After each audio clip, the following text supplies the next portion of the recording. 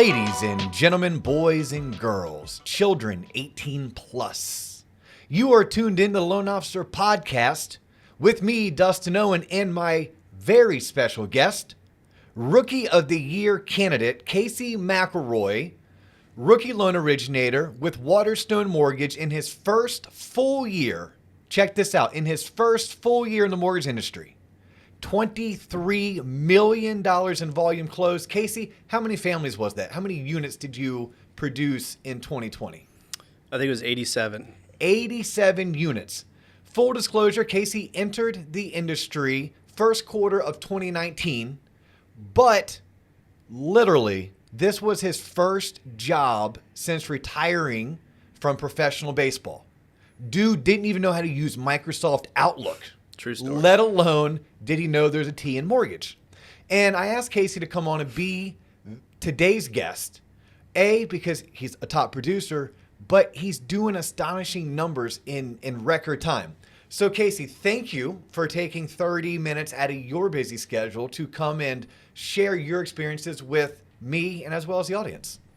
Thanks for having me. Glad to be here. So I'm going to jump right into it. 23 million, 86 units, 87 units? I think 87. 87 units.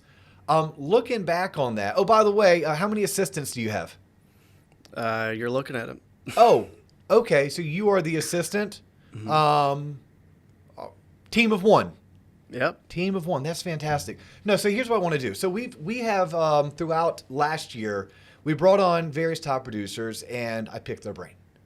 But we've never had someone come on as a top producer and also have been in the business for less than 2 years, right? I did in your intro, 2020 was your first full year. When did you enter the mortgage industry?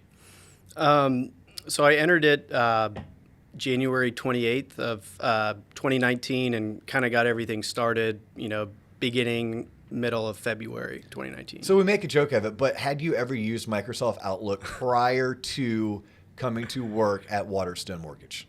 No, I literally hadn't, and I don't even think I've opened it up. I was just a Gmail guy, but it was a whole new world. Because what was your background?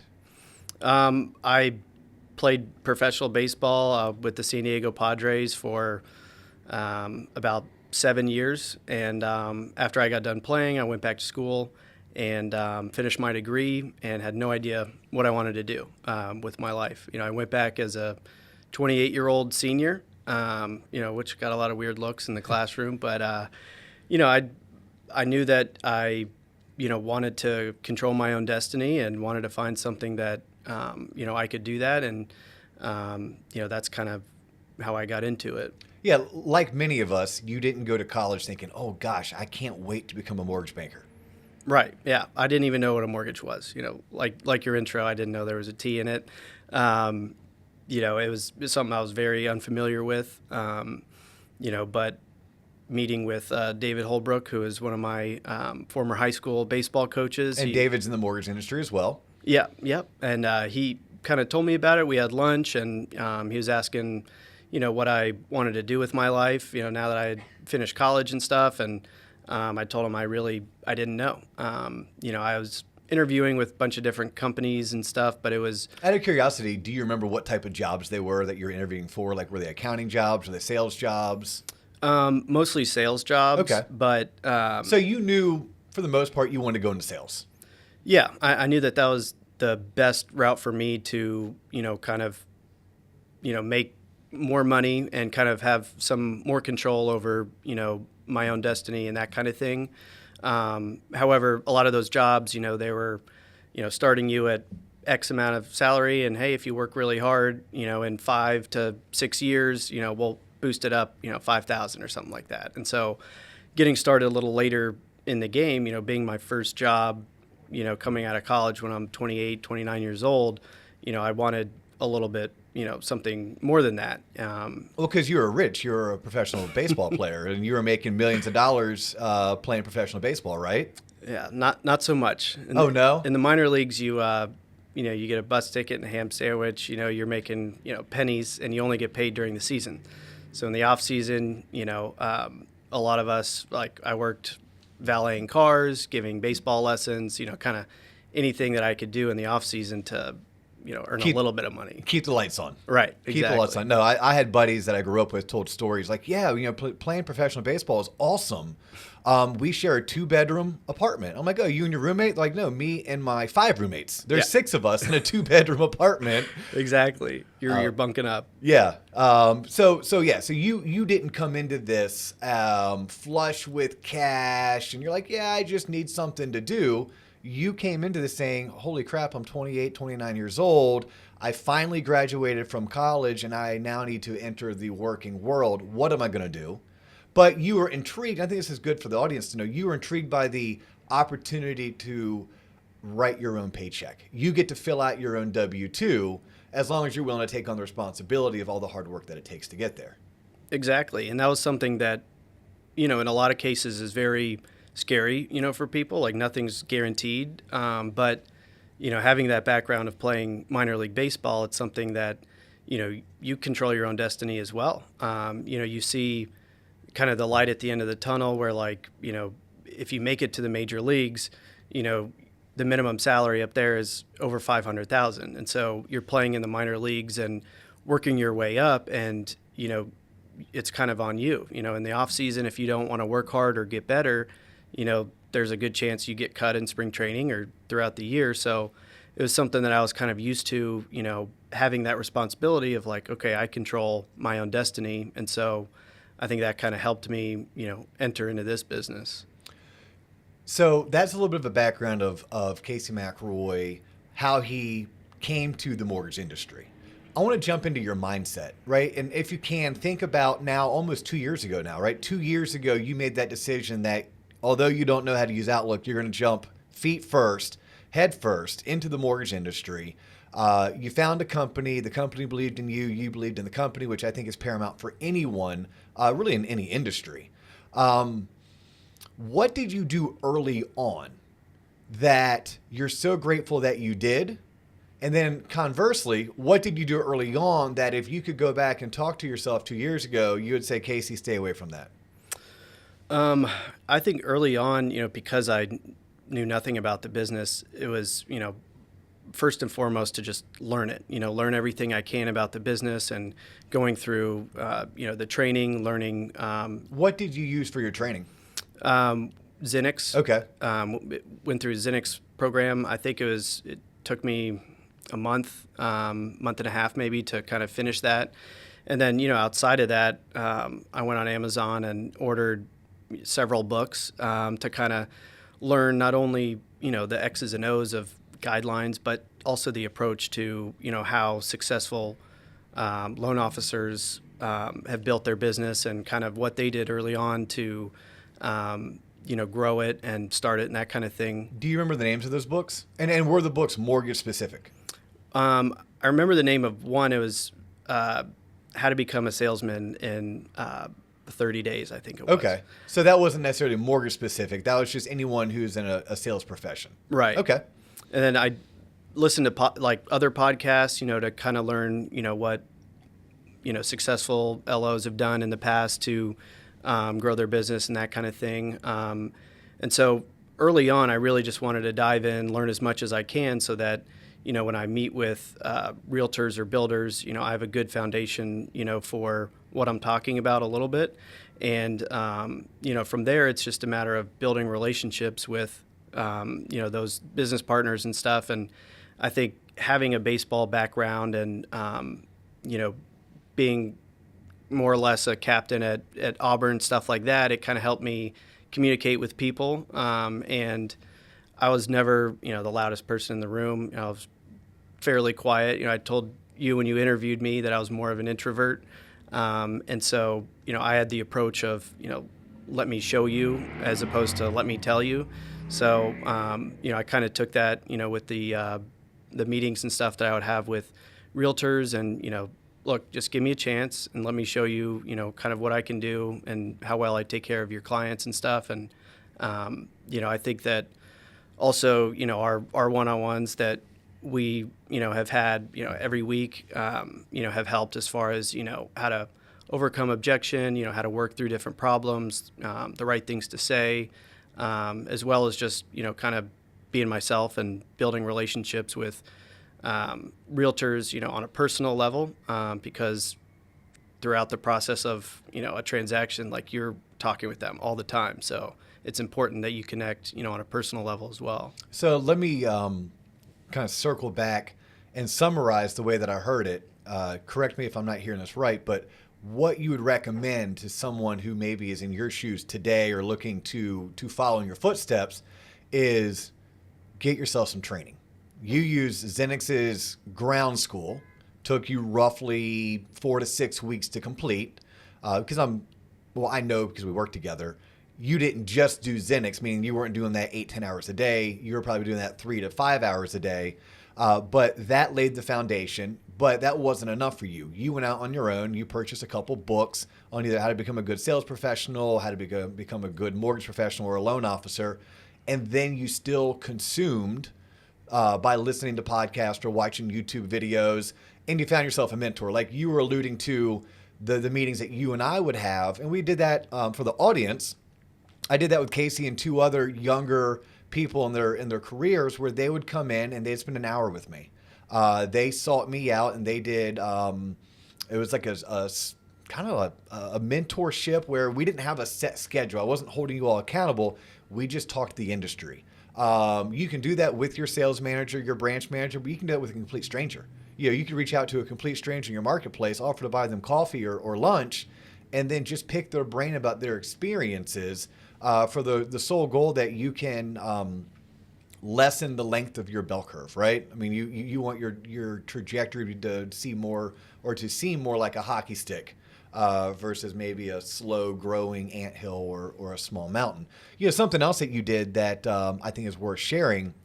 You also started collaborating with other like-minded professionals in your office where you spearheaded, the way that I understand it, the way that I've witnessed it, you spearheaded like a bit of a mastermind, but you only included those that were in their first 2 years of their career, right? You guys purposefully left off anyone that had 10 plus years experience or 5 plus years experience. What was the thought process behind that? The thought process was, there was it started off with just 3 of us, and we all kind of started at the same point, and we were all going through the same thing, the same growing pains, experiencing some of the same issues, and so we wanted to get together, once every other week and just kind of share, things that we were going through, or how we overcame certain situations, or maybe a cool tip that we learned, in the most recent, week or so, and, just kind of talk through different things because, it's one thing to seek out a mentor, someone who's been in the business for a long time, but they're not necessarily going through the same things that we were. So that was a chance just for us to kind of talk shop and learn about, what other people, are doing to make them, what works, what doesn't work, what problems they're coming up with, how we fix them, that kind of thing. So that's kind of how it started. In a way, misery loves company. Right. I mean, your first year or two in the industry isn't necessarily the most fun, and it's nice to surround yourself with people who can actually empathize with you, as well as I think as a competitor, which most people who do well in this industry, they are natural competitors. It's nice to have people who are in your same, it's not demographic per se, but like your same point in your career. That if you're going to close $1.5 million, and that's a huge month for you because you're a rookie, but you find out that Ryan's closing 1.7, your competitive juices kick in, and that's going to force you to go and do the activities that you have been taught are necessary in order to turn yourself into a $2 million a month producer. Looking back to yourself almost 2 years ago now, what are some things that you did early on that you would not recommend, that you wish you didn't necessarily do? Well, there's a lot, but, I guess it took me a little while to put systems in place as far as like lead follow-up systems, time management systems, that kind of thing.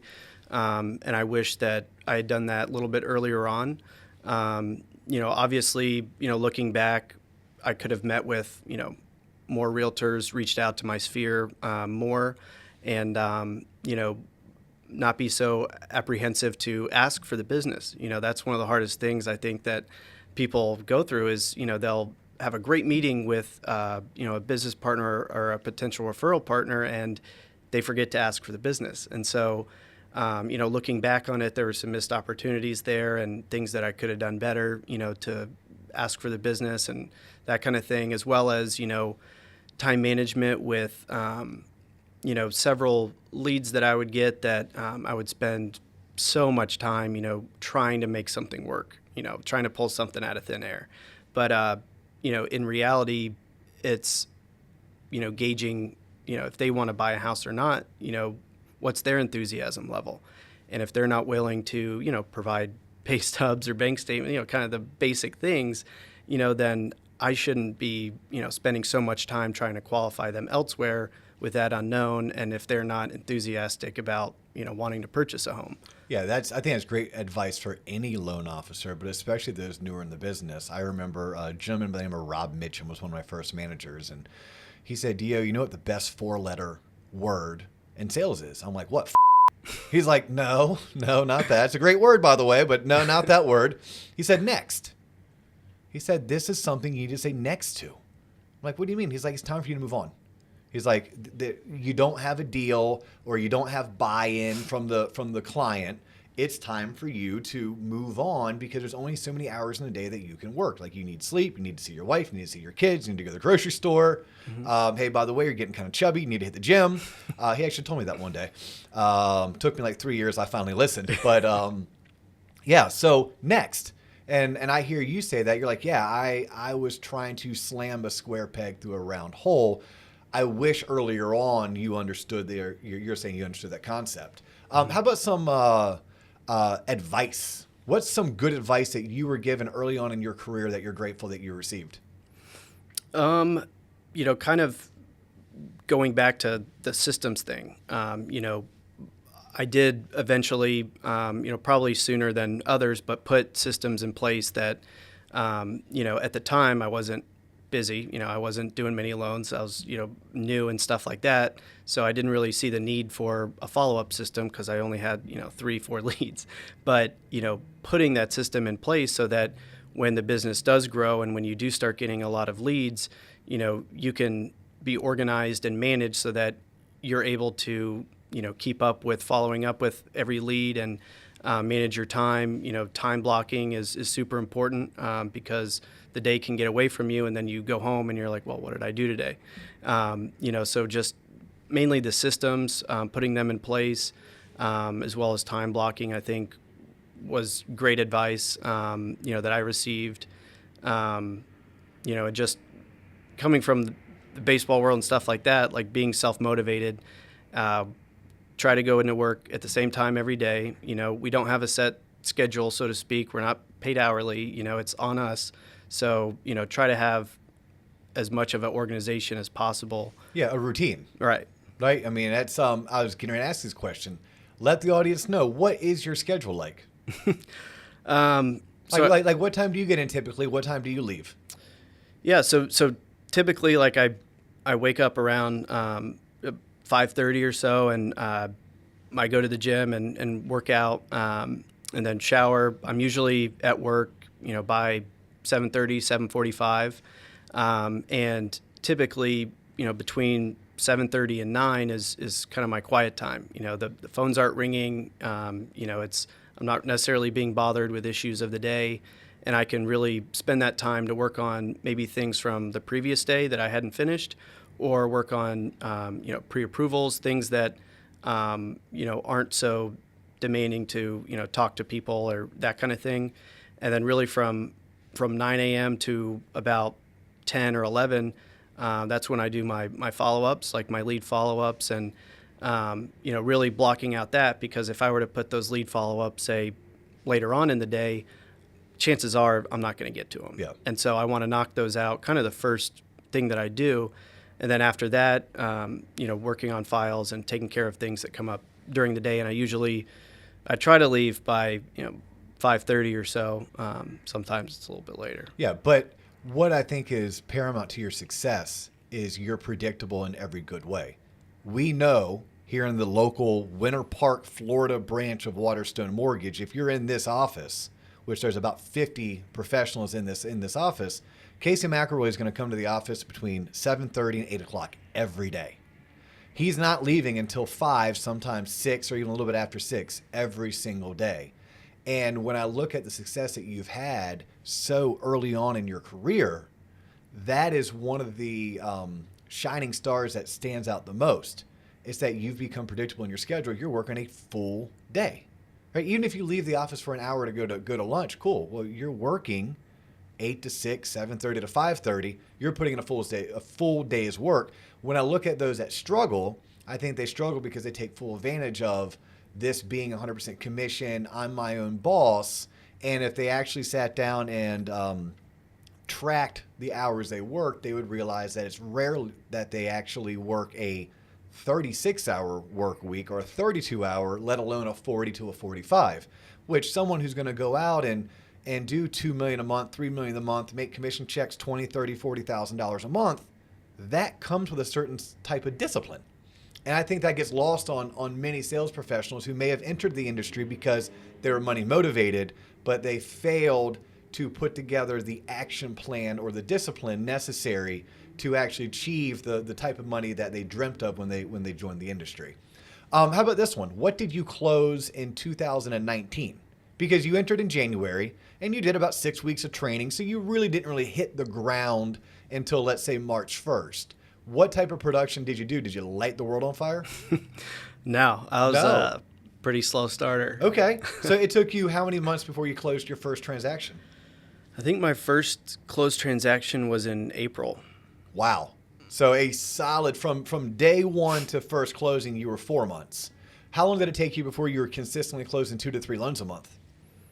It wasn't till towards the end of the year. October, November, December was when I was consistently closing 2 to 3 loans a month. But I think I ended the year with a little over $4 million in volume, which... Did that match your expectations? Like, were you expecting, if I come in and I close $4 million in volume, I can make my $40,000, $50,000, $60,000 this year? Or was that underwhelming, meaning you didn't hit what you anticipated? It's kind of hard to gauge because I didn't really set, a volume expectation my first year, but after, December 2019, looking back, it's, one of those things you kind of have to, wonder. You're like, okay, I did, 4 million. Obviously, I want to do a lot more, but what did I do that was good, and it was, building those relationships with, those realtor referral partners, earlier on that, in 2020, I've seen that most of those relationships that I built then are, coming into fruition now. So, numbers wise in 2019, probably underwhelming, but I think that, as growing my business, it was, overwhelming as far as, the relationships that I built. Yeah, I think that's crucial for anyone who's tuning in to truly understand, because yes, if you looked at the 4 million, you're like, 4 million, the guy started in January. Even if I give him the benefit of the doubt and say he spent 6 or 8 weeks kind of learning the business and taking the Zenix course and listening to podcasts and reading books, he still had 9 months. And in those 9 months, he only closed 4 million. Mm-hmm. But you're saying, yes, but you had your eye on the big prize. And the big prize was understanding if you went out and forged relationships, real relationships with referral partners in your local real estate community, that would allow you to go from 4 million to almost 24. You did $23 million in 2020. And that has longevity behind it versus, let's say I was your counter, and instead of building those relationships, I was buying leads. And I was buying leads, and look, I was spending a couple grand a month, and I was calling 100 people a day, and I closed 9 million. I closed 10 million. The difference is, unless I want to continue spending a couple grand a month buying leads, unless I want to continue making 100 outbound calls and text messages and really working a lead system, then it's two opposite ends of the spectrum. And your way is my preferred way, because I'm assuming you're not looking to do 23 million in 2021. What are your goals for 2021?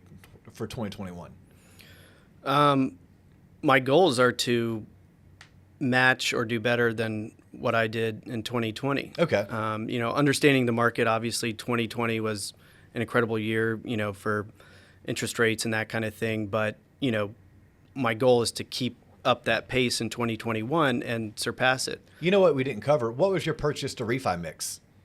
My purchase to refi mix, I think, was like 67% purchase. Yeah, 67%. Like, that's phenomenal. Like, there are many people in the year 2020, when they look back on their production, they're going to see that they were 80% refi. They were 65% refi. And we understand when you focus on refis, look, refis are great. Like, they pay the bills. They help maybe buy the turbo edition of the new car we want and not the standard edition of the new car that we want. Maybe they allow us to fly first class and not coach, right? Like, refi years are phenomenal, but when refinances are 80% of your year, and if rates tick up at 0.5%, there goes your business. You were able to do 67% purchase. I think that's phenomenal. I think it's paramount for anyone who's listening or who is going to watch this as encouragement to understand you focused on the end prize, which is building realtor relationships in order to have, in a quote unquote refi year, 67% of your business was purchase, leaving 33% to refi. Was there ever a time over the past 23 months that you wanted to throw in the towel, that you wanted to quit, that you felt, you know what, this is just not for me? No, there really wasn't. And I think, I always, relate everything to baseball and stuff like that. But like, when you commit to something, you learn and you see, people who have become really successful in what they did. And if you, kind of mimic what they do, the end result. And so, you had told me, like, coming into it, you're like, look, your first 2 years is tough. It's really tough. But if you follow these systems and, do everything, by the book and, work really hard and everything like that, it can be a really good career and stuff. So, even, in the down times or whatever, or, when things were going really tough, I still saw kind of the end result and kept that in mind. And I was like, no, I'm going to see this through. I can obviously see the light at the end of the tunnel, and, I'm going to work through everything. Yeah. Trust the system. Right. And I think that's a great takeaway is you need to A, understand the system, but then B, once you understand it, you have to trust it. You have to buy into it, believe in it. And when you're having a bad day, it's the understanding of the system that's going to allow you to continue moving forward, putting one foot in front of the other, because it's tough, right? It's not fun not being good at something. And quite honestly, your first year, you're not even close to being good. Right. But at the same time, I bet by May, so you started in January of 2019, I bet in May of 2019, you probably, and correct me if I'm wrong, you probably knew more about the mortgage industry than anyone you knew outside of the company you work for. Yeah. Right. You go back to Auburn University where you went to college. You look at all of your teammates or the kids that you coached. You go to all of your friends that are either playing Major League Baseball or, like you, have washed out and they're looking for, you like how I called you a washout? Yeah. Okay. Slight dig. Who have terminated their career and have moved on to a different career. Like, you knew more about all of those people. You knew more about the mortgage industry, about all of those people. And I do my best that when we're coaching and we're mentoring younger professionals to let them understand that you need to walk with a bit of confidence and your chest puffed out, because once you've been in this world for 90 to 120 days, especially if you've done some of the things that Casey did, which was, you found a schooling system to teach you the basics and you read books and you listened to podcasts. Once you've been a student for 12 weeks, you know more than 99% of anyone else that you know, with exception to maybe people like myself who I've been at this for 16 years. But there's the mortgage industry is such a small populace. I think it's just key for anyone to know that when they're new, because you're going to have rough times. You're going to have rough days. Yeah, exactly. I completely agree. And, sometimes it's hard to keep that in mind of, like, when you're talking to people, it's like, wait a minute, they're not in this world. They don't know, these types of things, which I would have no idea if I wasn't, in the business. And so like keeping that in mind and, especially earlier on, when I would go home, like talk to my parents or something about things mortgage related, even though I had just been in the business for 60 days, they were like, whoa, I didn't know that, or, it was a new world. Yeah, no, I think that's paramount for anyone to know. If you're going to enter this industry, there's going to come a point when you are apprehensive to go 100%, and you need not to be apprehensive. You need to understand that as long as you've been a student for the past 60, 90, 120 days, you now officially know more than 99% of the rest of the American populace start acting that way.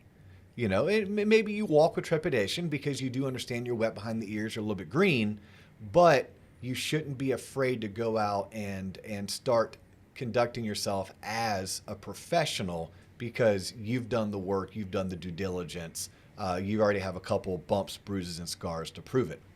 So as we wrap up today's episode, any lasting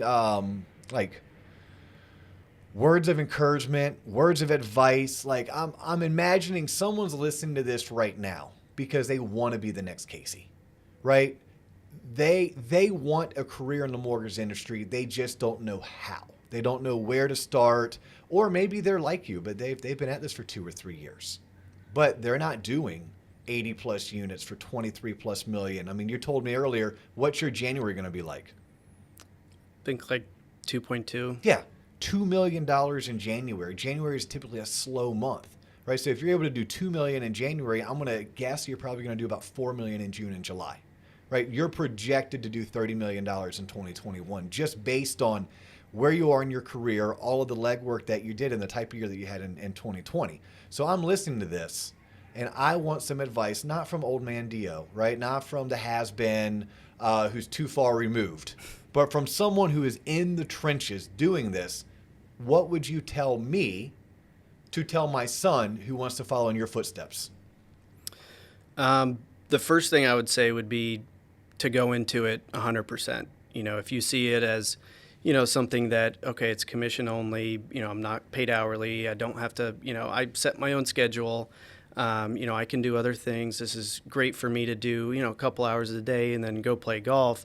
This isn't for you. If you're going to do it 100% and, have that mentality of, every single day is an opportunity. You never know who you're going to meet. You never know, what's going to come across, what opportunities may be there, but you'll never know that unless you're not, unless you're 100%, committed to it. And, learn as much as you can, as well. Guidelines, things change, all the time. Who could have predicted COVID, which, changed how we underwrite loans, and so it's learning as much as you can and going into it 100%. And I would say probably the most important thing for me, and I learned this, in baseball, is that, playing baseball, I had a ton of different coaches with different philosophies, coaches that were, a lot of them played Major League Baseball for a long time, but they would have different coaching, philosophies or ways that made them successful. And so, my goal was to, take a little bit from each coach and apply that to myself. And it's no different in the mortgage world. Meet as many successful mortgage loan officers as you can, learn what made them successful, because a lot of them have different philosophies on, what made them successful. So take a little bit from each person and apply it to yourself, and then again, go at it 100%. Awesome. Casey, thank you very much for taking time out of your busy schedule. I need to let you get back to your cell phone, back to your computer, because I'm sure you have a laundry list of pre-quals you have to knock out. He's Casey McElroy. He's with Waterstone Mortgage. He will be Waterstone's Rookie of the Year in the Florida region. And I know you're going to be a candidate for Rookie of the Year for the entire company. That's out of 225 total loan officers. Of those, we have about 30 rookies. Casey will be nominated as one of the top 3 rookies in the entire company. So kudos and congratulations. More importantly, that W-2 that you're going to get in a couple of weeks, that should be your biggest congratulations for all your hard work. It's well-deserved, well-earned. Folks, if you like this format. If you want to consume more of what we're putting out, I encourage you, please like us on Facebook, like us on Instagram, like us on LinkedIn at the Loan Officer Podcast. If you want to connect with me, I'm on LinkedIn. Look me up, Dustin Owen. If you want to call me, go for it. 407-645-6363. And subscribe, Apple, Spotify, Podbean, or you can check us out on YouTube. He's Casey McElroy. I'm Dustin Owen. That's all we have for this episode. Have a great year. Deuces.